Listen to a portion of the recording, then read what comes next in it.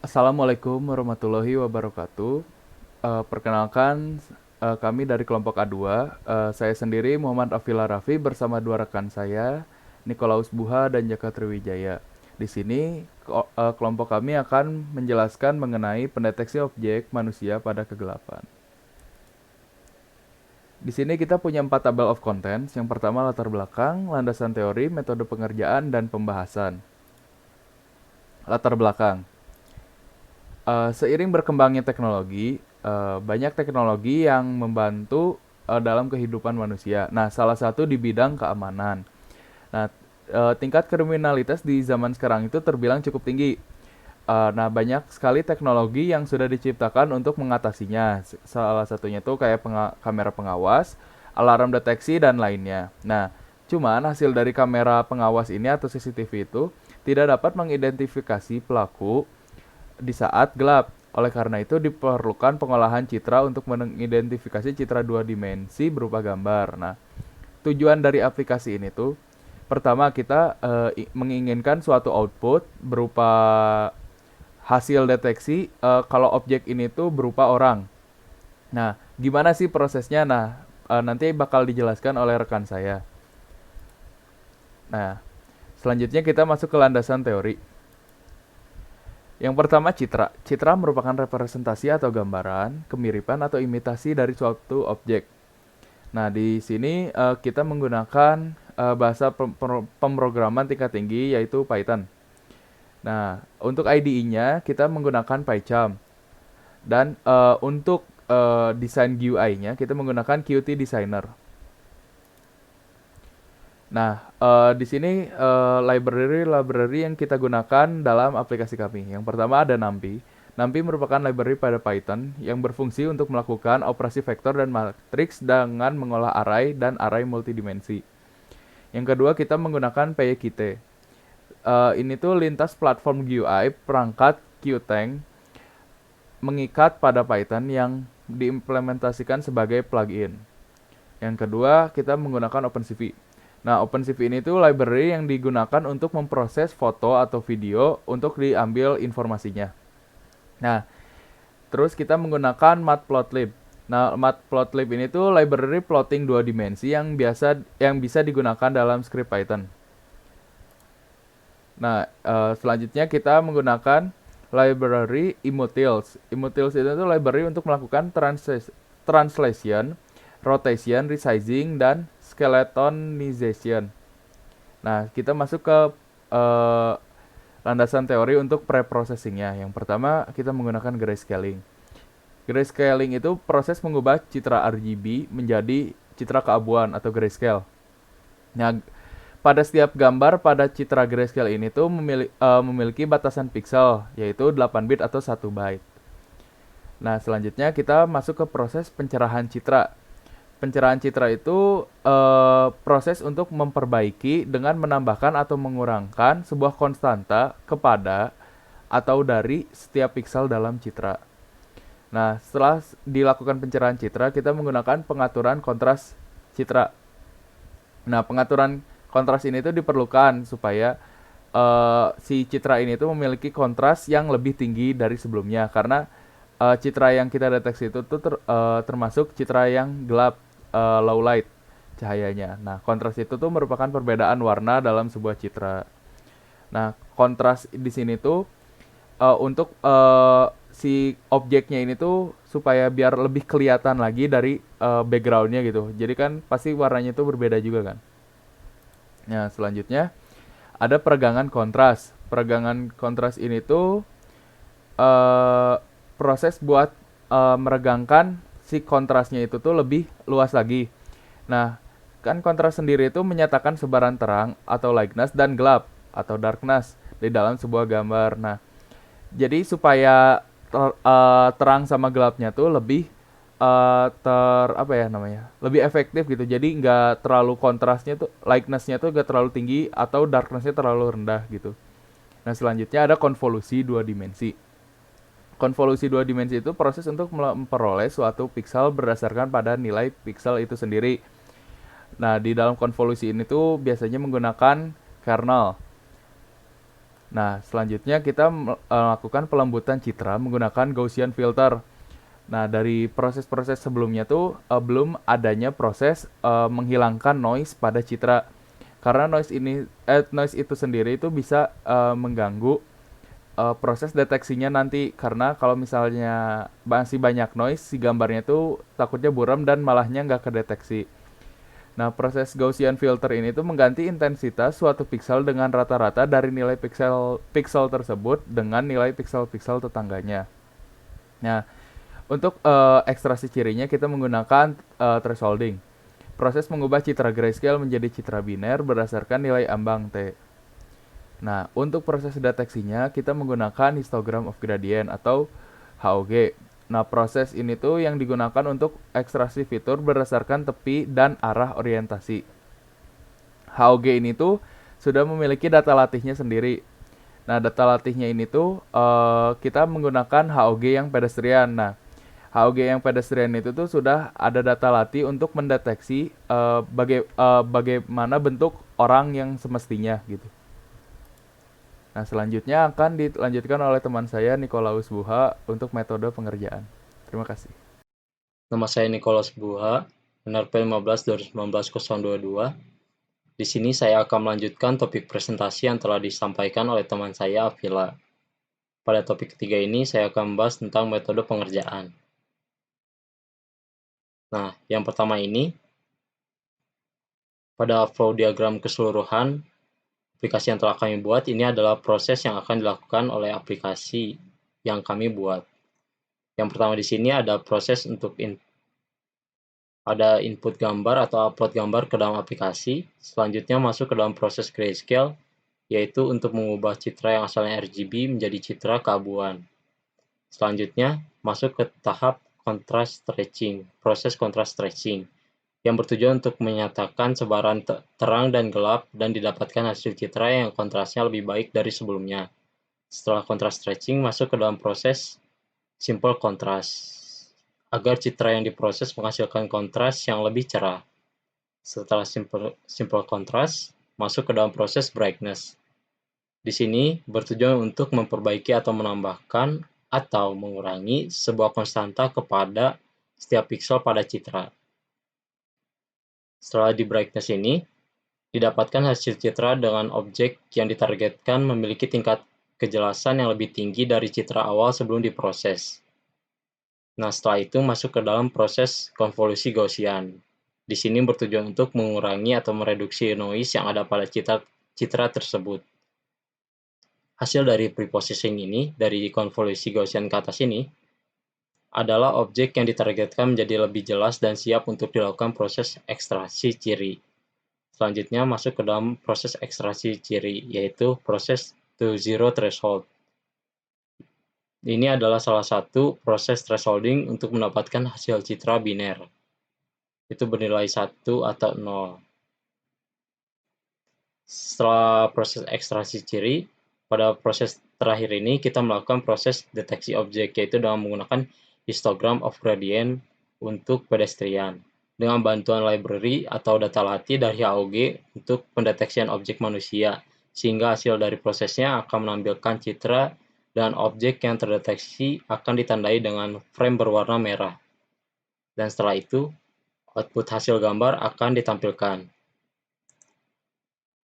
Nah, topik keempat, kita akan membahas tentang pembahasan dari proses-proses yang dilakukan atau alur prosesnya. Yang pertama ada proses grayscale. Alur proses ini adalah setelah citra RGB diinputkan. Yang pertama itu untuk membaca nilai pixel citra, yang kedua membuat array pixelnya, yang ketiga melakukan proses konversi RGB ke grayscale dan persamaan. Nanti akan kita lihat. Yang keempat, menampilkan hasil citra. Yang kedua ini ada proses peregangan kontras atau contrast stretching setelah citra menjadi grayscale. Nah, ini yang pertama, membaca nilai pixel citra. Yang kedua, menentukan nilai konstanta maksimum dan minimum pixel. Yang ketiga, baca nilai array pixel. Jika nilai pixel pada koordinat tertentu nilainya lebih besar dari nilai maksimum, maka nilai piksel ini akan diubah menjadi nilai maksimum. Kebalikannya, jika nilai piksel pada koordinat tertentu lebih kecil dari nilai minimum, maka nilainya akan digantikan dengan nilai minimum tersebut. Setelah itu, untuk setiap piksel dalam matriks citra diproses dengan persamaan ini, yaitu S sama dengan R min R max dibagi R min R max dikali 255. Dan yang terakhir adalah menampilkan hasil citranya. Nah, di sini ada codingan untuk proses grayscale. Nah, ini yang tadi untuk perhitungan persamaan proses grayscale-nya. Di sini ada 0,299 dikali nilai dari red dari citra tersebut pada koordinat tertentu. Ini ada 0,587 dikali nilai G-nya atau green-nya. Terus di sini 0,144 dikali nilai blue-nya pada nilai citra di koordinat tertentu. Nah, selanjutnya masuk ke proses, ini ada codingan untuk contrast stretching-nya. Dan di sini ada perhitungan persamaannya. Untuk selanjutnya ada proses pengaturan kontras citra atau simple contrast. Di sini setelah citranya menjadi grayscale. Alur prosesnya yang pertama ada baca array nilai piksel setiap baris dan kolom. Yang kedua menerapkan persamaan untuk proses kontras tersebut, yaitu fx, y inverse sama dengan fx, y dikali c konstanta. Yang ketiga menerapkan proses clipping. Yang keempat menampilkan hasil citranya. Dan setelah itu ada proses pencerahan citra. Ini juga sama, setelah citra menjadi grayscale. Yang pertama ini ada baca array nilai piksel setiap baris dan kolom. Ini sama ya, alur prosesnya seperti simple contrast. Yang membedakannya hanya di persamaannya, yaitu di sini ada fx, y inverse sama dengan fx, y plus b. B di sini konstantanya. Nah, di sini ada codingan untuk simple contrast dan di sini ada codingan untuk brightness. Hanya beda pada persamaannya. Selanjutnya ada proses konvolusi Gaussian. Sini alur prosesnya, yang pertama ada baca ukuran tinggi dan lebar citra, yang kedua baca ukuran tinggi dan lebar kernel, yang ketiga ukuran tinggi kernel dibagi dua, yang keempat ukuran lebar kernel dibagi dua, yang kelima melakukan proses konvolusi, yang keenam menampilkan hasil citra. Dan di sini ada proses ekstraksi cirinya menggunakan 2-zero thresholding. Alur prosesnya mengubah citra RGB ke citra grayscale, terus inisialisasi nilai ambang dan nilai maksimum derajat keabuan. Yang ketiga melakukan proses thresholding dengan fungsi cv.threshold, kemudian dilanjutkan dengan tipe thresholdingnya, yaitu di sini menggunakan 2-zero thresholding. Terus yang terakhir menampilkan hasil citra. Dan di sini ada codingan untuk proses konvolusi Gaussian. Nah, ini kernel Gaussiannya. Dan di sini ada codingan untuk proses 2-zero thresholding. Nah, di sini yang tadi dibilang tipe thresholdingnya yang digunakan.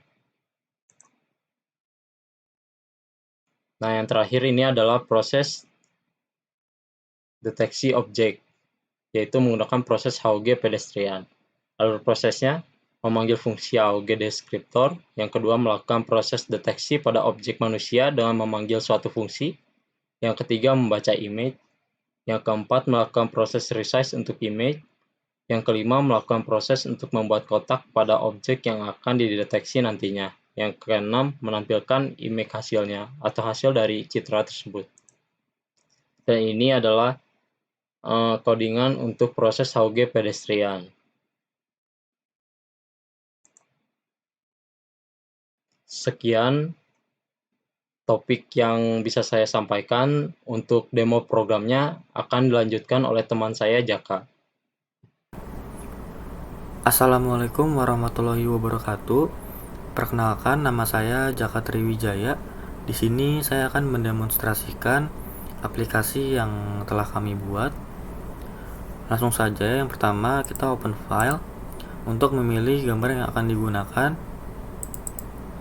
Setelah itu gambar akan ke-load dan dilakukan step 1, yaitu grayscale.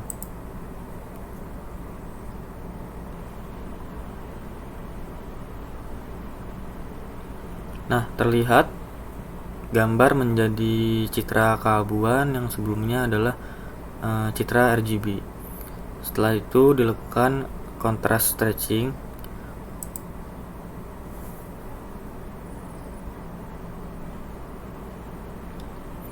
Nah, contrast stretching ini terlihat itu untuk mengatur kontras dari si gambarnya.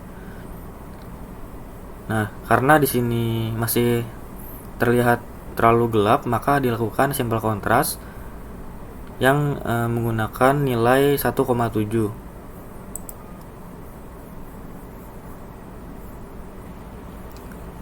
Terlihat si citra memiliki kontras yang lebih terang, lebih jelas. Karena sebelumnya terlalu gelap, maka dilakukan simple contrast kembali untuk karena ini kan citranya citra gelap ya, untuk menghasilkan kontras yang lebih tinggi lagi sehingga gambar terlihat lebih jelas. Dan dilakukan proses brightness untuk citra menjadi lebih terang.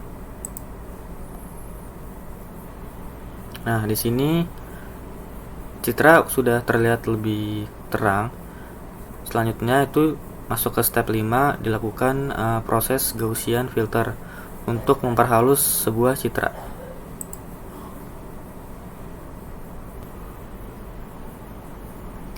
Nah, terlihat gambar sedikit lebih halus. Setelah itu kita masuk ke step 6, di mana kita harus menyimpan gambar dari hasil proses Gaussian, lalu dibuka kembali file yang disimpan tadi.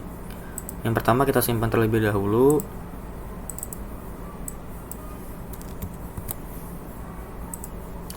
Nah, setelah disimpan, kita open kembali hasil dari gambar yang telah di Gaussian tadi, dan dilakukan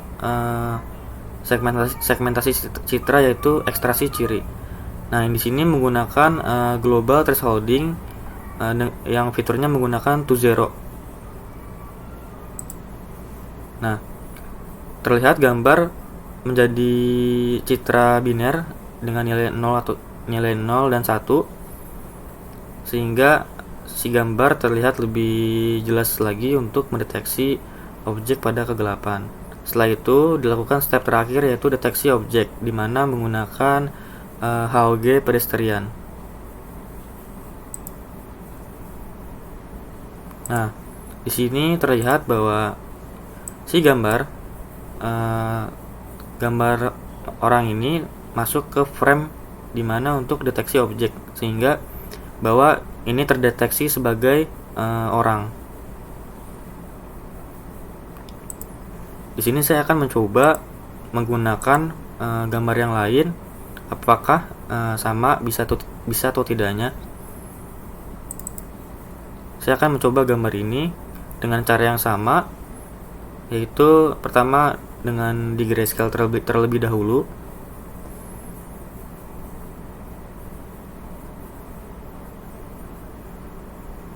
Setelah itu lakukan contrast stretching.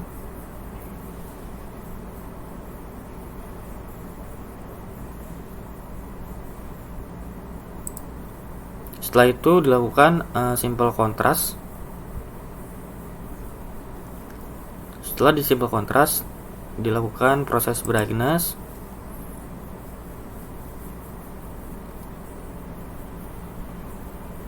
Masuk ke step proses Gaussian filter. Nah, di save terlebih dahulu gambarnya.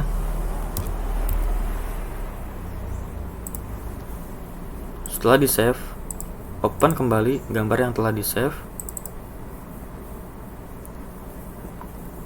kita ekstraksi ciri terlebih dahulu dan melakukan deteksi objek. Di sini terlihat bahwa percobaan deteksi objek ini berhasil dikarenakan objek yang terlihat itu masuk ke frame hitam ini. Di sini saya telah menyiapkan citra yang telah di Gaussian filter dan ekstraksi ciri. Jika dilakukan deteksi objek, di sini terlihat bahwa objek terdeteksi, tetapi di sini yang tidak ada orang di sini dia mengambil bahwa di sini adalah sebagai objek. Nah, hal tersebut dikarenakan HOG pedestrian ini memiliki kriteria tertentu dan aplikasi ini juga tidak 100% akurat dikarenakan setiap citra itu berbeda dan kemungkinan setiap citra itu memiliki pre-processing yang berbeda. Jika saya gunakan gambar yang lainnya,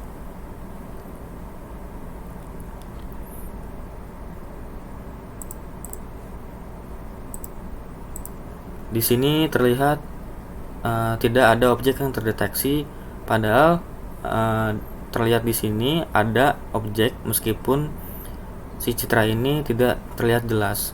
Kembali lagi kepada citranya masing-masing yang kemungkinan memiliki pre-processing yang berbeda, tetapi setelah digunakan pada beberapa citra yang lainnya, di sini aplikasi ini memungkinkan untuk mendeteksi objek orang pada kegelapan, meskipun tingkat akurasinya tidak benar-benar 100% akurat.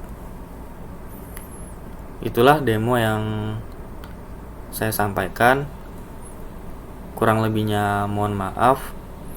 Wassalamualaikum warahmatullahi wabarakatuh.